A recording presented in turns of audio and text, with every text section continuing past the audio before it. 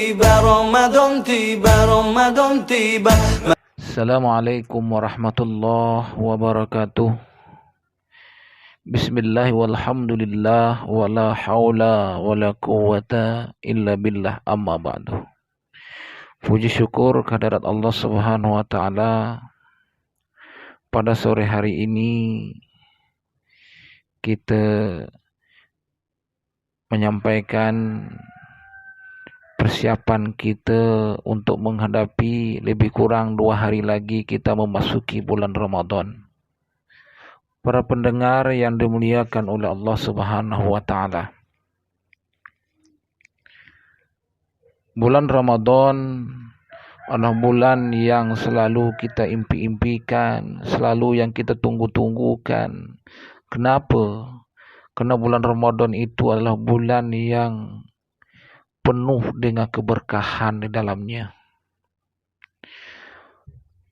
Bulan dakwah, bulan pendidikan, bulan maghfirah, bulan sedekah, bulan Al-Quran, dan semua ada di dalam bulan Ramadan, kebaikan-kebaikannya. Makanya Allah Subhanahu wa taala berfirman di dalam Al-Quran surah Al-Baqarah ayat 183, A'udzu billahi minasyaitonir rajim. Bismillahirrahmanirrahim. Ya ayyuhalladzina amanu kutiba alaikumus siyamu kama kutiba alal ladzina min qablikum la'allakum tattaqun. Shadaqallahul azim. Artinya, wahai orang-orang yang beriman, diwajibkan atas kamu berpuasa sebagaimana yang telah diwajibkan orang-orang sebelum kamu. La'allakum tattaqun, supaya kamu menjadi orang-orang yang bertakwa. Para pendengar yang dimuliakan oleh Allah Subhanahu wa taala, untuk mencapai takwa maka harus ada persiapan yang harus kita hadapi, yaitu persiapan dari diri kita. Yang paling penting sekali itu adalah dua persiapan yang perlu kita persiapkan. Yang pertama adalah persiapan fisik, yang kedua adalah persiapan batin, atau persiapan zahir dan persiapan batin. Ini harus kita persiapkan. Yang pertama, persiapan fisik kita. Bagaimana kita mempersiapkan fisik kita supaya stamina kita kuat, supaya kita sehat, jasmani kita. Kenapa? Jangan sampai ketika bulan Ramadan nanti kita tak dapat puasa. Rugi kita. Ini adalah persiapan fisik kita. Dan juga makanan-makanan yang kita konsumsi. Sayur-sayuran misalnya, buah kurma, madu, yang bisa membuat nutrisi dalam tubuh kita supaya tubuh kita kuat. Dia tidak butuh banyak makanan yang kita konsumsi. Dia tidak butuh mahal makanan yang kita konsumsi. Tetapi kualitas makanan yang kita konsumsi. Misalnya sayur-sayuran, mungkin saja sayur itu murah, tetapi nutrisinya, gizinya membuat stamina tubuh kita sehat. Kurma seperti itu juga. Air putih madu, buah-buahan dan lain sebagainya. Ini yang membuat nutrisi kita, membuat tubuh kita sehat dan kuat. Ini adalah persiapan fisik kita untuk menghadapi bulan Ramadan. Dan juga kita persiapkan kebutuhan-kebutuhan sedekah kita. Berapa banyak kita sedekah? Kita sedekah dalam bentuk apa saja kita sedekah. Kerana Ramadan itu adalah bulan sedekah. Jangan sampai kita terlena, kita hanya memikirkan asal bulan Ramadan datang, kita terpikir tujuan utama kita adalah baju raya. Baju raya. Bukan itu tidak penting.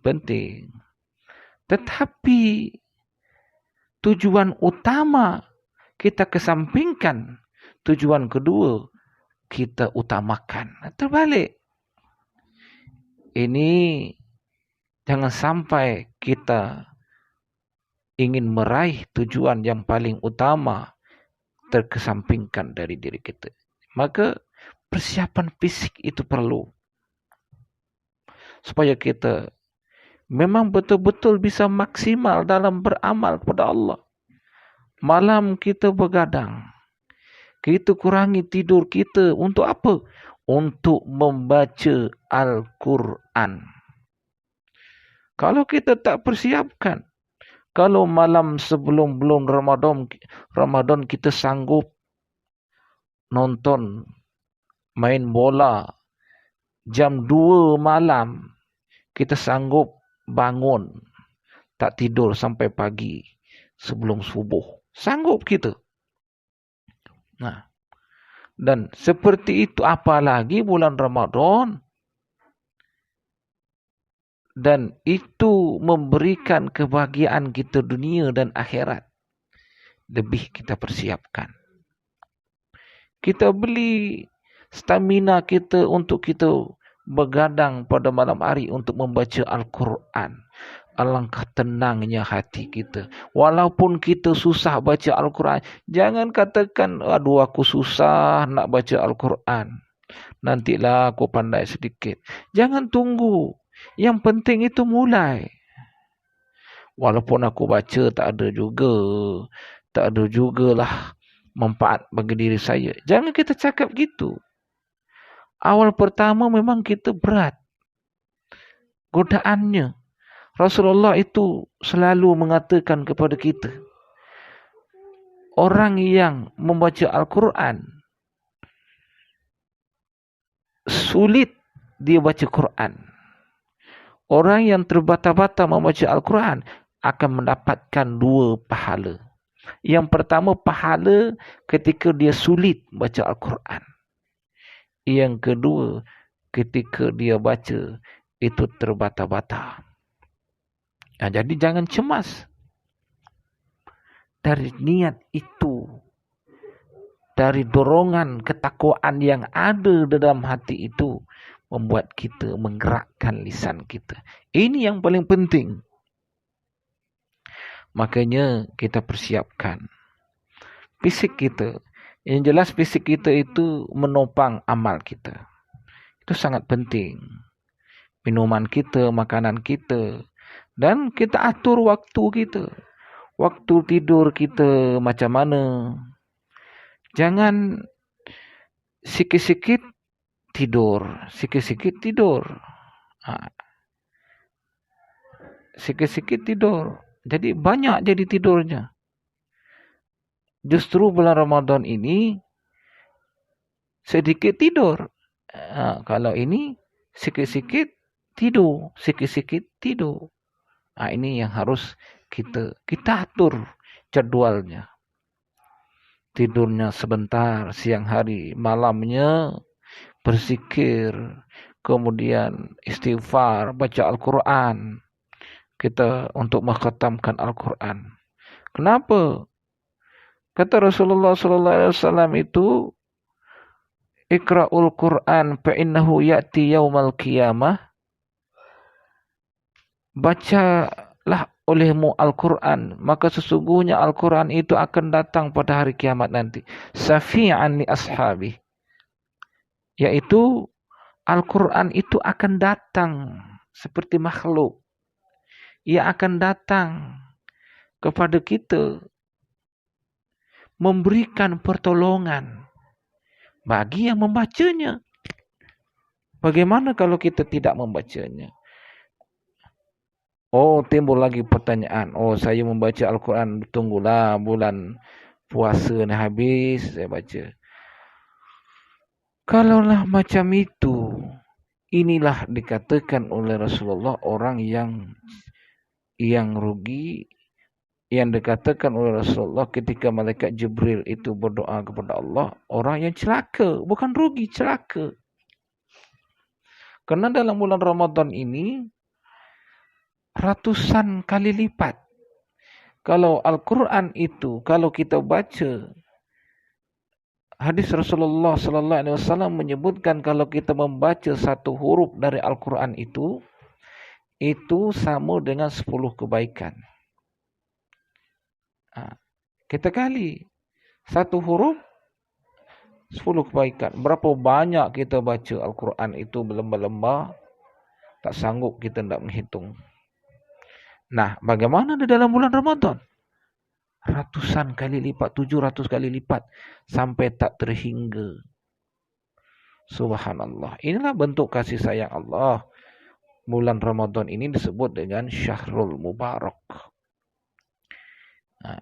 Makanya kita persiapkan fisik kita untuk bergadang. Fisik kita. Bukan tak boleh tidur. Tidur kita secukupnya. Kurangi tidur dengan seperti hari-hari biasanya. Hari di luar bulan Ramadan. Para pemirsa yang dimuliakan oleh Allah SWT. Itu adalah persiapan secara zahir. Kemudian persiapan secara batin. Kalau secara fisik penting, secara batin lebih penting lagi. Kenapa? Karena batin, hati ini, ketika hati kita tidak kita sucikan memasuki bulan Ramadan, innamal a'malu binniyat. Sesungguhnya amal orang itu, sesungguhnya amalan itu tergantung daripada niat. Niatnya di mana? Niatnya itu di dalam hati. Jadi, maka sangat penting sekali untuk membersihkan hati kita. Apa saja yang dibersihkan dari hati kita?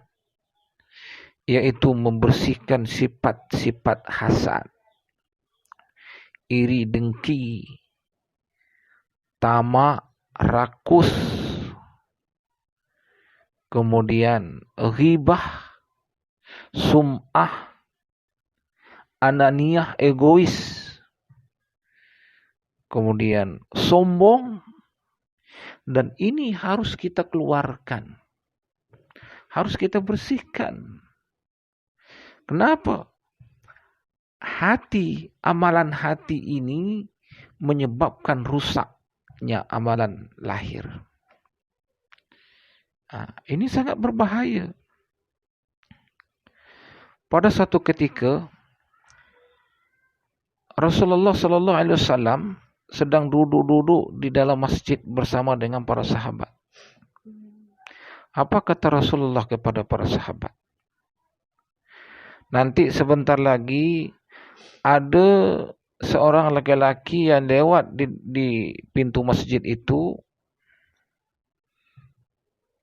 Orang itu adalah penghuni surga. Lama ditunggu oleh para sahabat. Lama ditunggu. Akhirnya masuk. Terkejut para sahabat. Kok bisa dia dikatakan oleh Rasulullah dia adalah penghuni surga?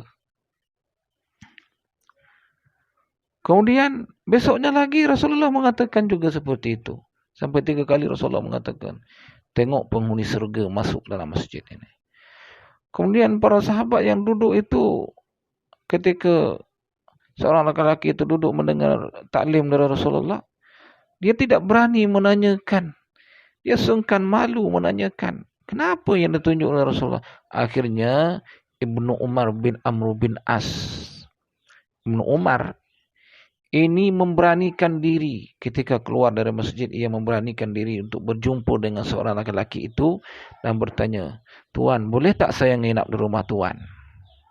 Boleh, kata dia. Selama 3 hari. Boleh, boleh. Ketika dia tengok pada malam harinya, dia seperti orang normal. Orang pergi, dia tidur, orang lain tidur, dia tidur malam.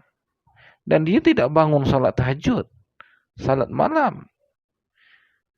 Melainkan dia zikirnya biasa-biasa saja, sikit. Miring ke kanan, miring ke kiri. Ia tidur. Baca zikir sikit. Sampai Ibnu Umar itu mengintip ia tidur. Dia tengok dia tak ada dia baca apapun. Tak ada dia salat tahajud selama ia tidur di rumah tu. Kemudian hari kedua seperti itu juga. Dan besok paginya seorang laki-laki itu pergi ke pasar membeli kebutuhan makan dia.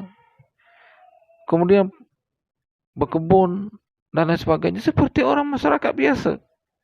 Dia tengok Ibnu Umar biasa-biasa saja. Tidak ada amalan yang utama dari seorang laki-laki ini dalam hati dia. Sampai hari ketiga, ia pamit. Minta izin kepada tuan rumah. Tuan, saya nak balik.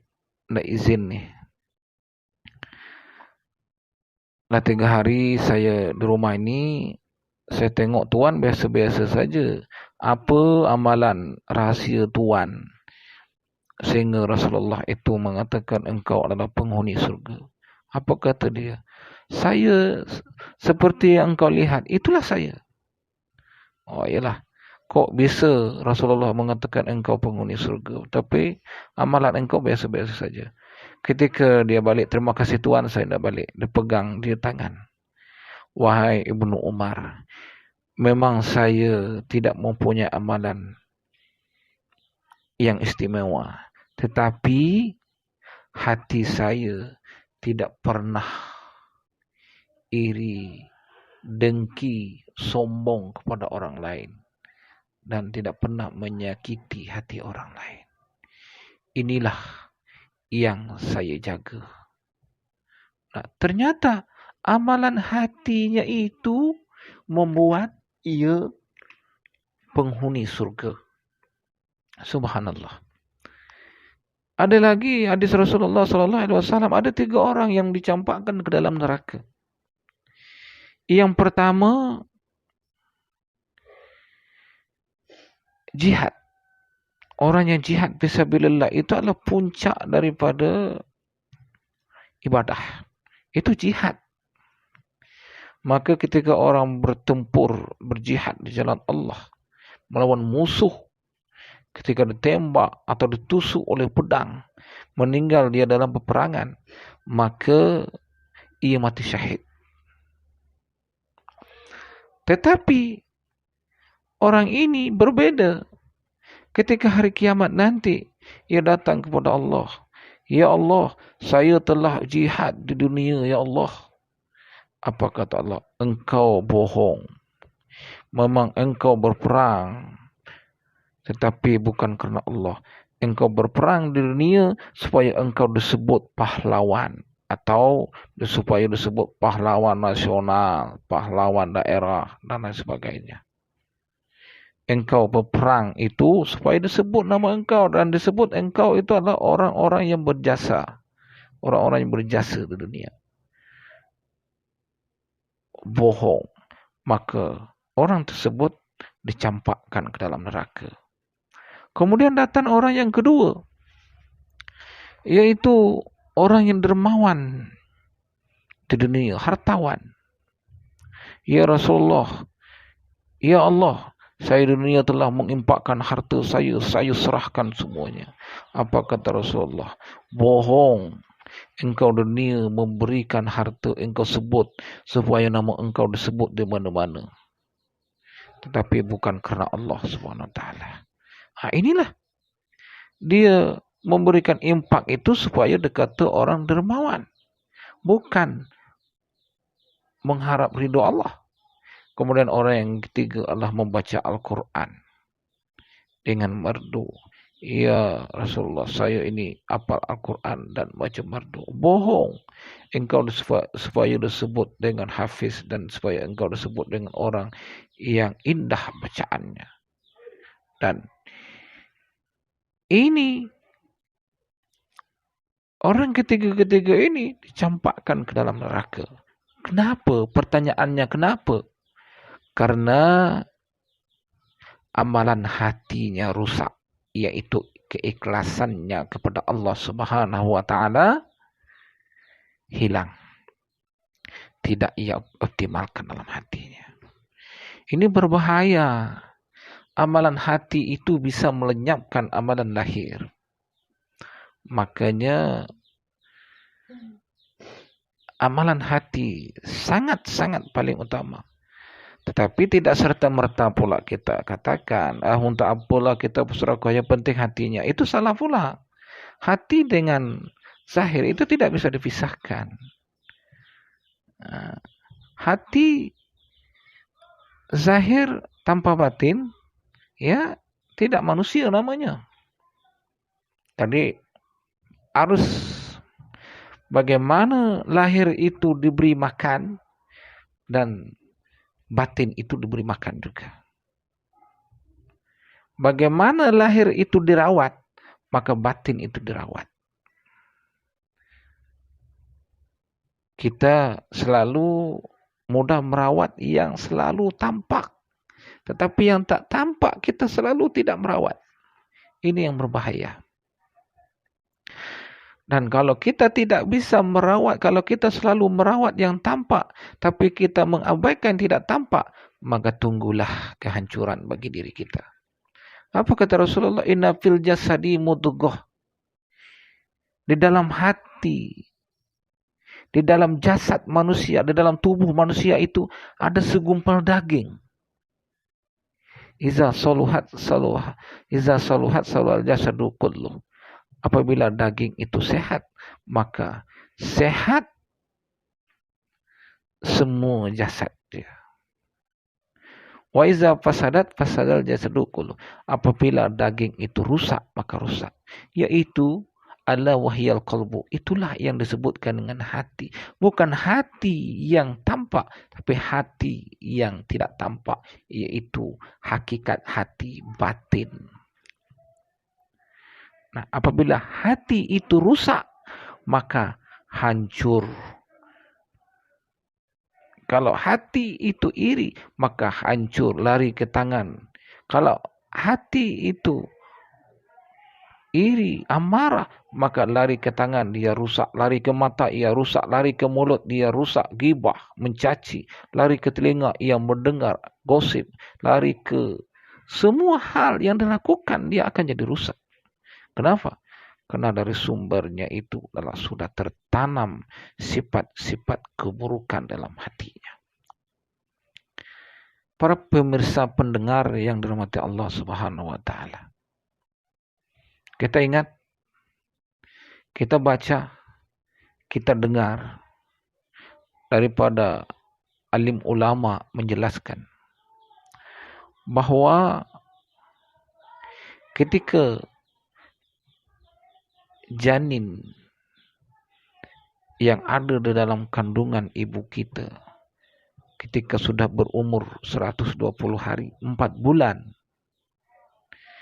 maka Allah sempurna 4 bulan, Allah kirimkan malaikat Jibril untuk meniupkan ruh ke dalam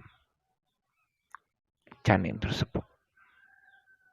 Ruh itu adalah suci, maha suci.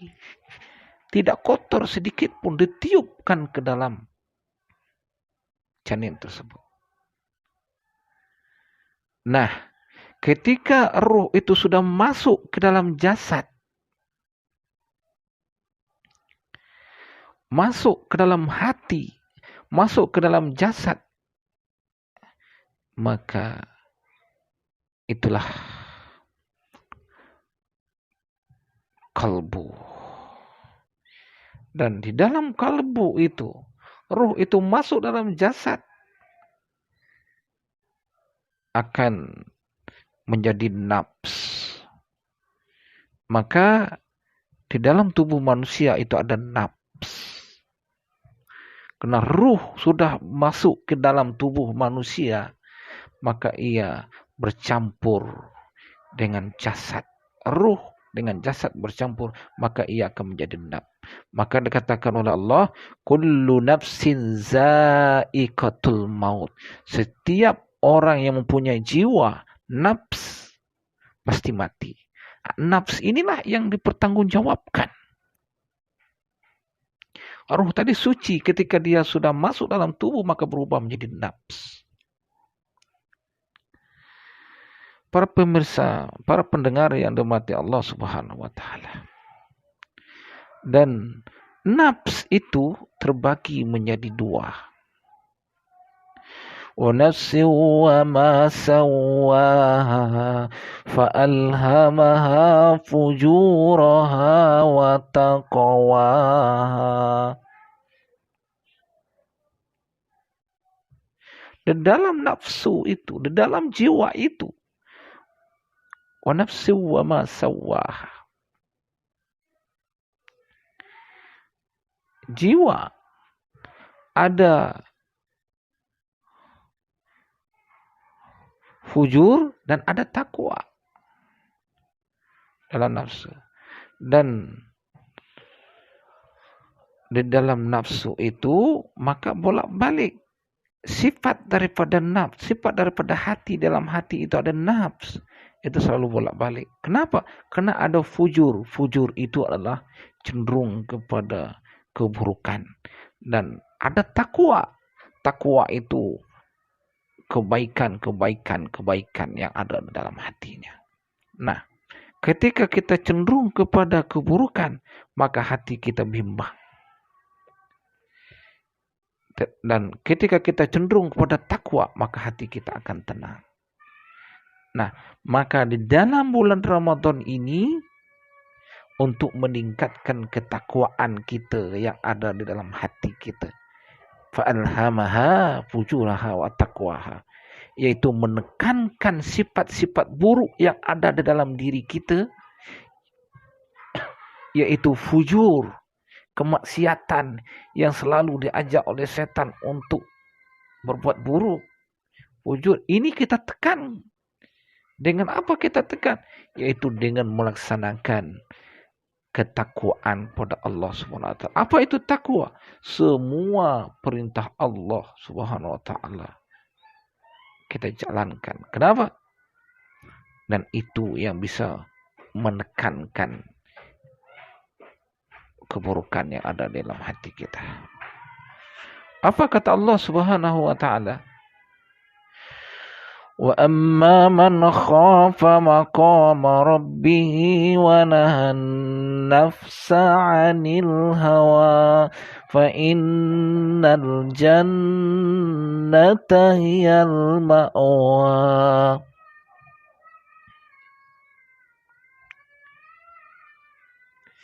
Adapun orang-orang yang takut, wa amma man khafa maqama rabbih, orang-orang yang takut kepada Rabb mereka, kepada Allah. Wa amma man khafa maqama rabbih wa nahan nafsu, mereka mengendalikan nafsu, jiwa mereka, anil hawa, dia kendalikan nafsunya. Apa kata Allah? Ketika ia mengendalikan nafsunya, dengan apa? Dengan ketakwaan mengendalinya. Dengan takut kepada Allah, itu takwa. maka fa innal jannata maka Allah balas dengan surga. Kenapa? Kebaikan. Takwa itulah kumpulan kebaikan yang ada dalam hati. Setiap kebaikan berawal dari kebaikan, maka diakhiri dengan kebaikan. Setiap berawal dari keburukan, maka dia akan menuainya keburukan juga. Para pemirsa, pendengar yang dirahmati Allah Subhanahu wa taala, pentingnya hati.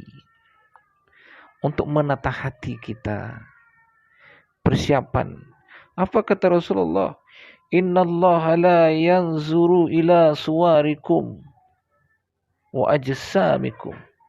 Sesungguhnya Allah itu tidak memperhatikan rupamu dan jasadmu. Walakin akan tetapi yang Allah lihat, walakin yanzuru ila qulubikum wa a'malukum. Yang Allah perhatikan itu adalah hati kalian. Hati, dalam hati itu ada nafs tadi. Hati kalian itu takwa. Dan hati wa a'malikum, dan amal kalian. Hati dan amal, jangan dipisahkan. Hati dan amal. Dan ketika hati kita sudah kita tata, maka kita beramal, dan maka itulah ia akan berputar membersihkan amal, berputar membersihkan. Ala bizikrillahi tatma'innul qulub. Hanya dengan mengingat Allah, hanya dengan beribadah kepada Allah, hati itu akan menjadi tenang. Inilah hakikat ketenangan yang hakiki. Jangan jauh-jauh kita mencari ketenangan. Sampai kita pergi berangkat ke Amerika, berangkat ke Singapura, ke Malaysia, kita wisata jauh dengan menghabiskan duit. Setelah pulang kita pusing memikirnya. Kalau kita mencari ketenangan di luar diri kita, maka siap-siaplah kita untuk tidak tenang. Tetapi ketenangan itu ada di dekat kita, dekat. Ini hakikatnya ketenangan, dekat. Ketika kita sebut namanya, maka akan gemetar hati kita. Gemetar hati kita.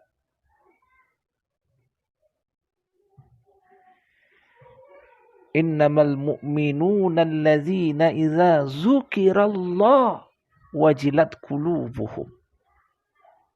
Sesungguhnya orang-orang yang beriman, penuh keyakinannya kepada Allah Subhanahu wa taala, ketika disebut nama Allah gemetar hatinya. Itulah takwa. Ketika hayya 'alas shalah, azan di masjid. Tetapi hayya 'alas shalah berkata takwa. Bergemetar hatinya, waduh, saya nak salat nih, nak segera. Kemudian hayya 'alal falah, apa kata fujur? Tunggu azan selesai. La ilaha illallah, tunggu sebentar, waktunya panjang. Assalamualaikum kata imam. Selesai, tunggu sebentar, panjang lagi waktu salat. Dan ini fujur dan ini takwa. Bagaimana?